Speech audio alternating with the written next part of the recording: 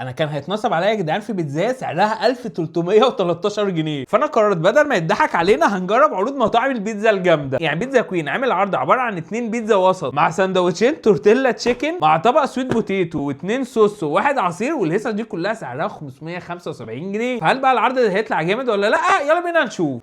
اوف. ودي يا جدعان بيتزا شيش طاووق، جامد قوي حوار الشيش طاووق ده. اللي هو يا جدعان بصوا قطع الفراخ الحجم بتاعها عامل ازاي. يا الله ايه يا جدعان، يا لهوي قطعه الفراخ مليانه فراخ. ده اختراع جديد في عالم البيتزا يا جدعان. لو انت بتحس ان انت بتاكل قطع فراخ كامله تتبيلتها مختلفه عن الجريلد تشيكن، تعال نخش على اللي بعده مع حاجه انا اول مره اجربها من بيتزا كوين عامه، وهي سندوتشات الفرايد تشيكن. انا عاجبني قوي الباكنج بتاعها، السندوتش نفسه الوزن بتاعه تقيل. بصوا ده كده شكل السندوتش واخد لسعه محترمه قوي، غالبا ده كده نفس السندوتش. ماشي. الفراخ بتقرمش قوي، الصوصات اللي جوه خطيره، العيش التورتيلا ده جامد قوي. تعالوا نجرب صوص رانش كده. فيلا بينا بقى نخش على تاني بيتزا معانا في الاوفر ده، وهي بيتزا المونتانا. ودي بقى يا جدعان بتبقى البيتزا اللي بالبسطرمه، يلعب بيبقى متقطع عليها زيتون وخضار وحاجات كتير.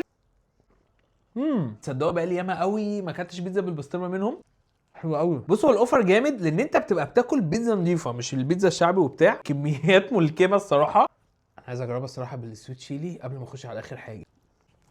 على اخر حاجه وهي السويت بوتيتو. ودي يا جدعان البطاطا الحلوه عاملينها على شكل بطاطس. مسكره قوي. هو عامه العرض ده اسمه عرض الطاووق ملك العروض، موجود سولو تيك اواي ودليفري.